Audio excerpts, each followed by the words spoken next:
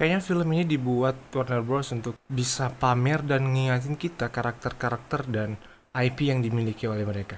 Sambil, hey, kalian bisa menonton semuanya ini di HBO Go. Space Jam: New Legacy adalah film tahun 2021 yang disutradarai oleh Malcolm Daly yang dibintangi oleh superstar NBA LeBron James. Merupakan stand-alone sequel untuk Space Jam tahun 1996 yang dibintangi oleh the greatest of all time, Michael Jordan. LeBron James yang adalah pebasket sukses dan merasa basket adalah pekerjaan yang sangat serius dan harus diwariskan selayaknya raja yang mewariskan tahta kepada penerusnya. Namun salah satu anaknya, Dom, sepertinya ingin memilih jalur lain, yaitu ingin menjadi developer game. Dalam satu kesempatan saat LeBron dan Dom ke studio Warner Bros. Untuk mendengarkan pitch dari algoritma kecerdasan buatan yang bernama Algorithm, wah, seorang mendapatkan gaji besar saat menemukan nama Algorithm.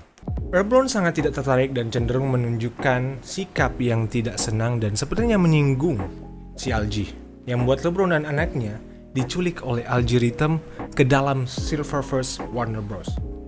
Untuk bisa menyelamatkan anaknya, LeBron harus memenangkan pertandingan basket melawan Algorithm dan Dom. Tapi bagusnya, dia diberikan opsi untuk bisa memilih di antara karakter-karakter yang dimiliki oleh Warner Bros. Superman, Flash, Green Lantern, King Kong. Dan tahu apa yang dipilih oleh LeBron James? Bugs Bunny and his friend, Looney Tunes. Film ini awalnya ingin menunjukkan bahwa ini adalah sequel dari film sebelumnya. Cara bicaranya, cara film ini dimulai. Film ini diawali dengan kisah masa kecil LeBron James yang kalau di film sebelumnya dimulai dengan Michael Jordan yang berlatih sampai larut malam ditemani oleh ayahnya diiringi lagu I believe I can fly, I believe I can touch the sky. Nah, kemudian pas Jordan mau ngedang,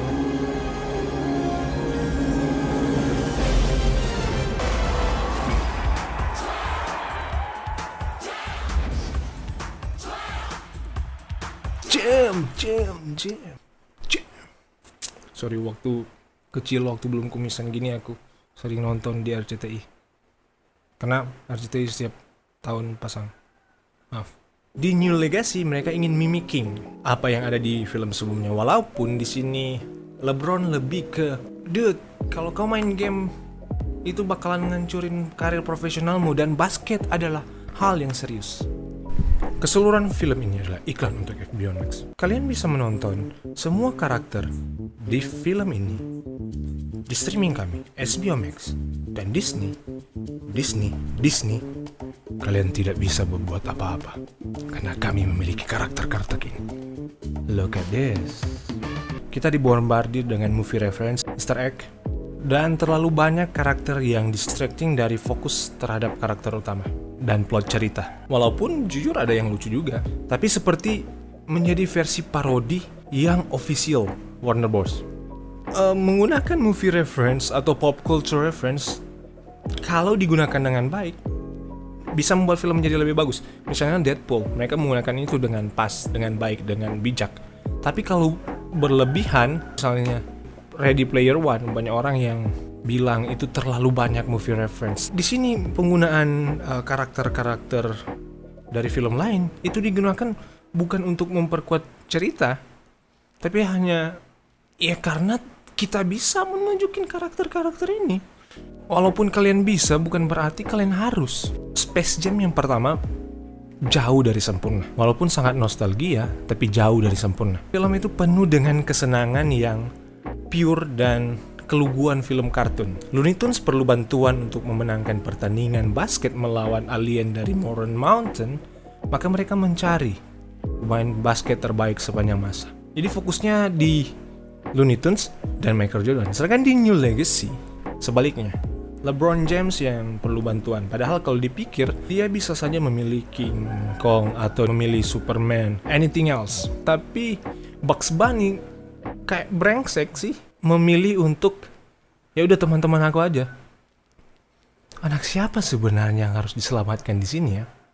Pertengahan film ini menjadi kurang menarik karena kita seperti tadi, fokus kita terpisah antara menyaksikan pertandingan dan terdistract dengan karakter-karakter Warner Bros yang menjadi penonton. Dimana banyak karakter yang hanya muncul begitu saja di pinggir lapangan, menunjukkan bahwa mereka karakter Warner Bros. Terlalu banyak cosplay yang distracting. Oh, coba lihat, ada penguin musuhnya, Batman. Oh, ada Batman the series. Oh, ada badut dari It. Siapa itu namanya? Oh, ada King Kong di belakang. Wow, ada Iron Giant. Really? Sedangkan di Ready Player One, karakter-karakter itu memainkan peran. Mereka berperang. Di sini mereka hanya menonton. Pennywise hanya ngedance tanpa tahu harus ngapain. Kalaupun ini dibuat untuk anak-anak, apa memang anak-anak ngerti Easter egg-nya? Mereka nonton film tahun 2000-an yang ditunjukkan di sini. Austin Power, The Matrix, bahkan film andalanku juga ada di sini, Casablanca, 1942. Belum lagi kontroversi mereka membuang Pepe, si karakter Pepe, sedangkan di pinggir lapangan ada Pennywise atau The Droogs from Clockwork Orange. Kalian nggak mau tahu apa yang dilakukan para The Droogs ini di Clockwork Orange.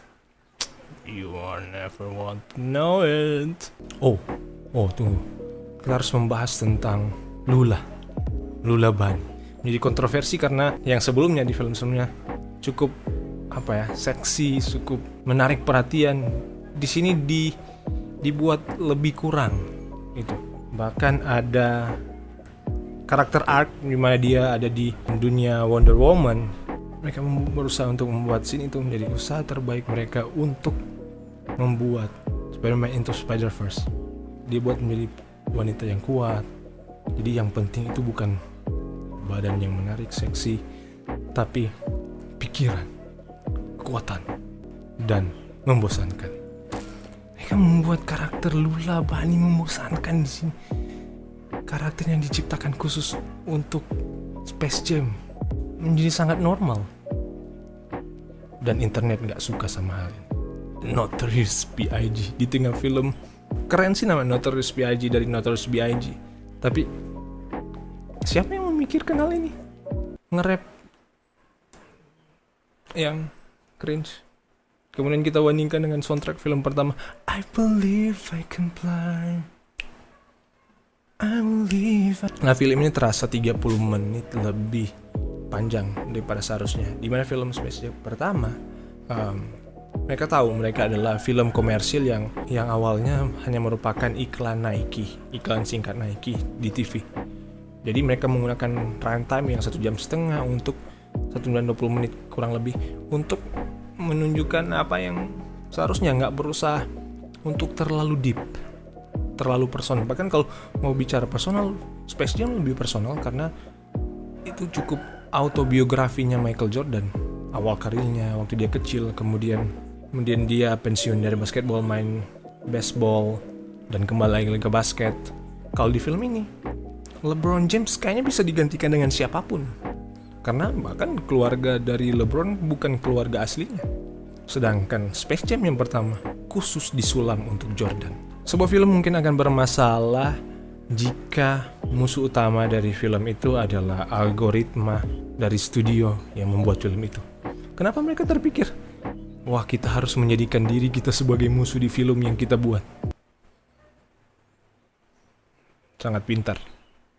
Sekali lagi, ini adalah 2 jam film pamer otot dari Warner Bros.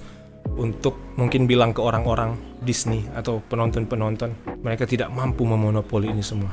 Karena mereka mempunyai karakter-karakter keren ini. Apa lebih bagus ya? Supaya clickbait, algoritma menyarankan film ini untuk ganti judul HBO Max adds The Movie.